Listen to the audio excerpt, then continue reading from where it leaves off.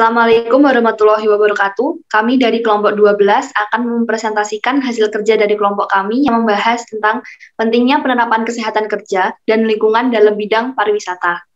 Next. Kami mengucapkan terima kasih kepada Bapak atau Ibu Dekan beserta jajarannya, serta Ibu dosen pengampu mata kuliah, Ibu Humariatus. Next. Sebelumnya, kami akan memperkenalkan anggota kelompok kami. Yang pertama, saya, Feni Widya Ningrum. Dan di sini ada saya, Firda Rozak. Dan saya, Atika Muammar. Next. Berikut ini adalah daftar isi dari PPT kami. Oke, next. Nah, yang pertama adalah pengertian kesehatan kerja. Nah, membahas tentang kesehatan kerja selalu berkaitan dengan keselamatan kerja yang biasa disebut dengan K3. Nah, kesehatan kerja menurut Mathis dan Jackson adalah kegiatan yang dilakukan untuk menjamin kondisi pekerja yang aman bagi pekerja dan menghindari pekerja dari gangguan mental maupun fisik. Next. Nah, kesehatan kerja. Kesehatan kerja menurut Hadiningrum adalah penjagaan terhadap para pekerja atau sumber daya manusia, material, mesin, dan metode yang mencakup lingkungan kerja agar karyawan tidak mengalami hal-hal yang tidak diinginkan seperti kecelakaan. Selanjutnya. Nah, di sini ada faktor penyebab terjadinya kecelakaan. Yang pertama adalah kondisi peralatan yang tidak layak. Yang kedua adalah pekerjaan yang belum cukup umur. Yang ketiga, perlengkapan pengamanan yang kurang. Dan yang terakhir adalah keterampilan yang tidak sesuai. Selanjutnya. Nah, di sini ada standar kesehatan kerja itu menyangkut yang pertama standar manajemen sesuai dengan Permenaker nomor 5 tahun 1996. Yang kedua ada standar personil, yang ketiga ada standar lingkungan kerja, dan yang terakhir adalah standar peralatan kerja. Selanjutnya, penerapan kesehatan kerja pada pariwisata. Keselamatan dan kesehatan kerja memiliki peranan penting yang juga perlu diterapkan dalam bidang pariwisata. Yang pertama ada penerapan K3 pada tempat wisata. Bentuknya yakni yang pertama ada menerapkan standar keselamatan untuk para pengunjung. Yang kedua, memberikan proteksi dari pihak pengelola tempat wisata terkait dengan keamanan yang sifatnya umum. Misalnya dengan pemasangan CCTV di berbagai area tempat wisata. Selanjutnya, menggunakan material bangunan yang sesuai standar sehingga tidak membahayakan bagi para pengunjung maupun bagi para karyawan. Lalu menyediakan alat-alat pelindung diri dalam suatu kegiatan atraksi wisata.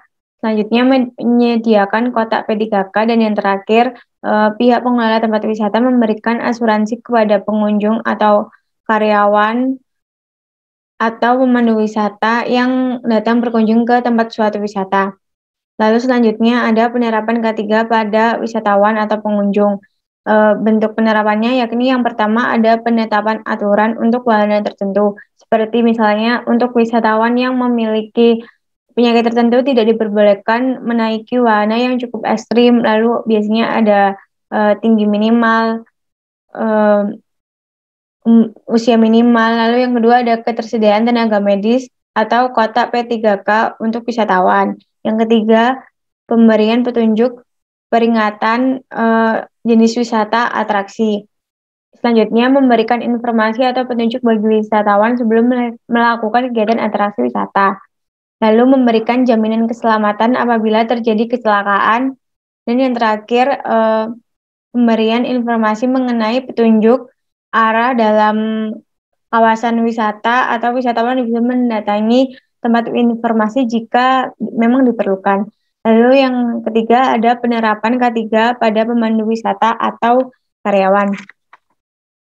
Bentuknya yaitu yang pertama ada pemeriksaan kondisi karyawan yang mana sebelum terjun ke lapangan, pemandu wisata atau karyawan harus dipastikan bahwa kondisinya sehat jasmani maupun rohani. Yang kedua, memakai standar peralatan kerja, misalnya memakai masker atau alat pelindung diri lainnya.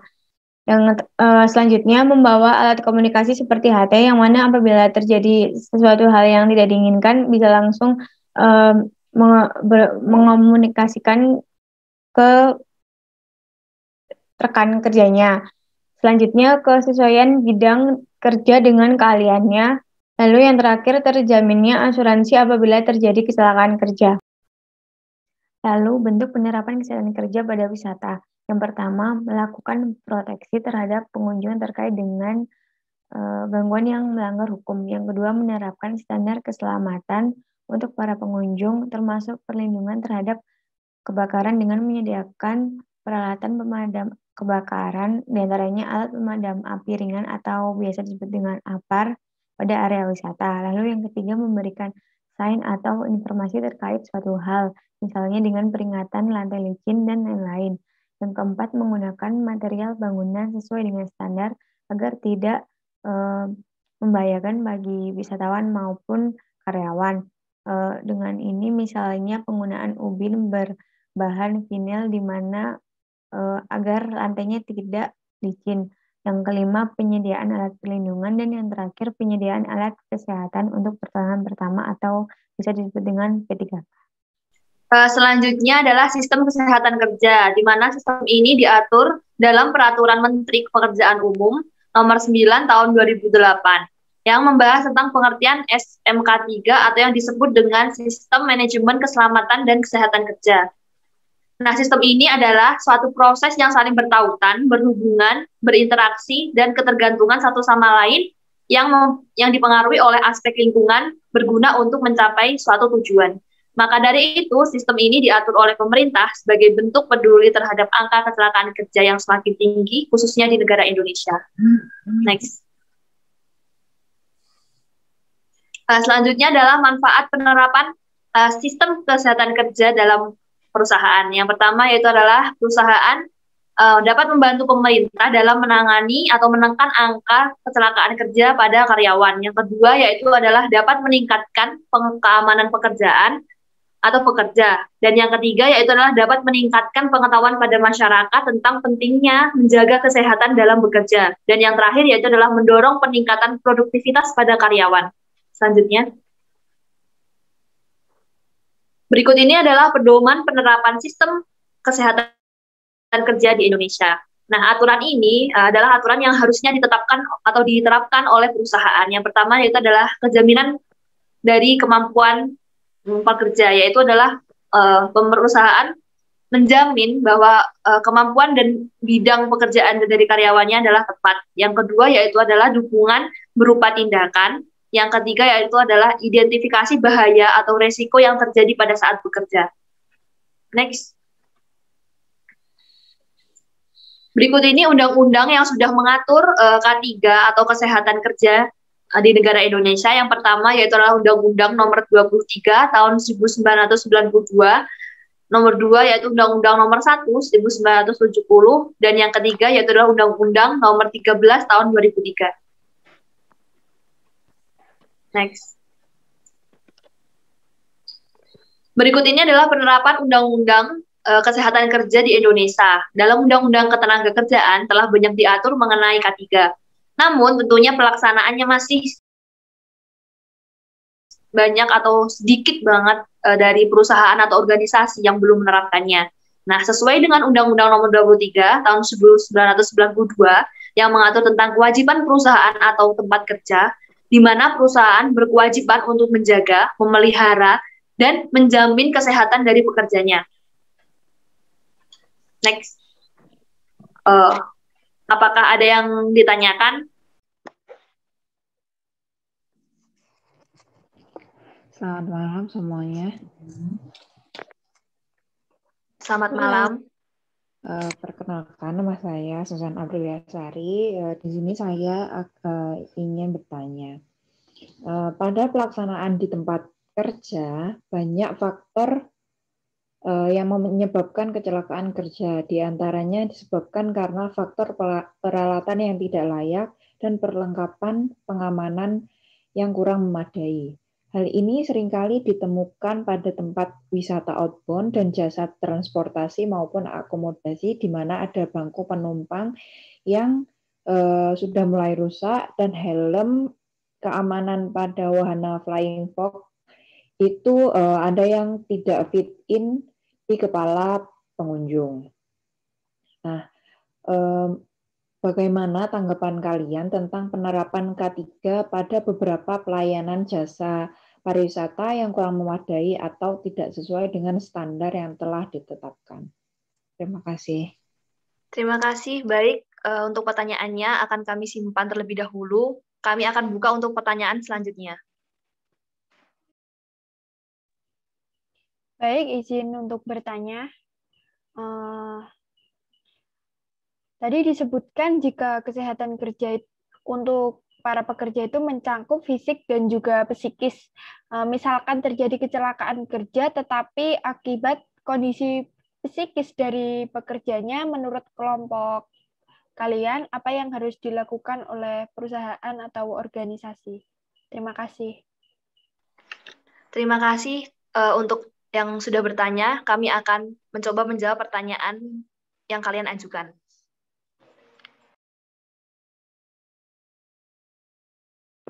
Baik, untuk penjawab, bisa untuk menjawab pertanyaan yang pertama. Baik, saya akan menjawab pertanyaan dari Susan. Ya, pertanyaan itu adalah bagaimana tanggapan kelompok kami mengenai penerapan K3 terhadap beberapa tempat wisata yang kurang menerapkan K3. Nah, jadi menurut kami ini ya tentunya bagi tempat wisata yang tidak menerapkan atau kurang menerapkan K3 di tempat wisata itu akan memberikan efek negatif baik bagi para pekerja maupun tempat wisata itu sendiri. Nah, jadi salah satunya itu bagi mereka yang tidak menerapkan K3 tentunya pertama akan para pekerja itu akan merasakan tidak nyaman bekerja di tempat tersebut, dan juga itu akan mengakibatkan para pekerja tidak maksimal dalam melaksanakan pekerjaannya.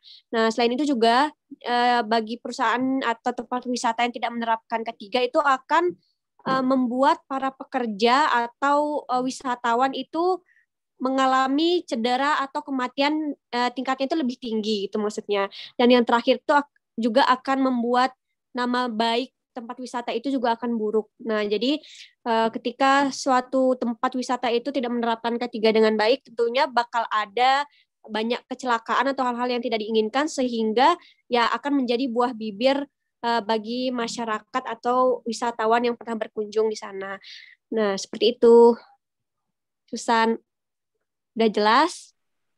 Apakah ada yang mau mengoreksi? Kami persilahkan. Kalau dari saya cukup baik jawabannya. Terima kasih, Saudara Firda. Baik, untuk pertanyaan selanjutnya, saya persilakan untuk menjawab. Sebelumnya, terima kasih untuk Saudari Putri untuk pertanyaannya. Saya akan mencoba menjawab pertanyaannya. Misalkan terjadi kecelakaan kerja akibat kondisi psikis dari pekerja, apa yang dilakukan oleh perusahaan? Jadi, peran perusahaan dalam menghadapi situasi ini yakni dengan mendatangkan psikolog, di mana dengan begitu pekerja dapat berkonsultasi atas masalah ataupun rutinitas kerja yang mereka lakukan dan keresahan apa saja yang mereka alami yang dapat mengganggu pekerjaannya. Dalam hal ini, peran psikolog dapat mencari tahu, menganalisis penyebab, serta dapat memberikan solusi terhadap permasalahan psikis yang dialami oleh tenaga kerja. Sehingga dengan begitu, tenaga kerja akan bisa kembali bekerja dengan maksimal dan bisa bekerja dengan produktif. Saya akan menambahkan sedikit jawaban. Jadi, apabila ada pekerja yang mengalami gangguan psikis, pihak perusahaan atau organisasi itu wajib mencari tahu penyebab terjadinya masalah sehingga munculnya penyakit fisik bagi karyawannya. Nah, barulah pihak perusahaan ini mampu mengetahui cara mengatasinya dengan mungkin mendatangkan ahli medis atau psikolog atau berkonsultasi langsung pada pihak yang mengalami penyakit fisik ini untuk melakukan rehabilitasi atau mencoba untuk membantu apakah yang terjadi atau apa yang membuat mereka mengalami tersebut. Dalam hal ini dilakukan untuk mencegah adanya kejadian yang sama berulang sehingga perusahaan dapat lebih memperhatikan kesehatan dari pekerjanya. Apakah ada yang masih kurang atau kurang jelas? Kami persilahkan untuk bertanya kembali. Baik, terima kasih kelompok 12 atas jawabannya. Saya rasa jawabannya sudah cukup. Sudah selesai dengan sesi tanya jawab, maka saya selaku perwakilan dari kelompok 12 akan menutup presentasi ini. Sekian dari kelompok kami. Apabila ada kesalahan kami mohon maaf. Wassalamualaikum warahmatullahi wabarakatuh. Waalaikumsalam warahmatullahi wabarakatuh.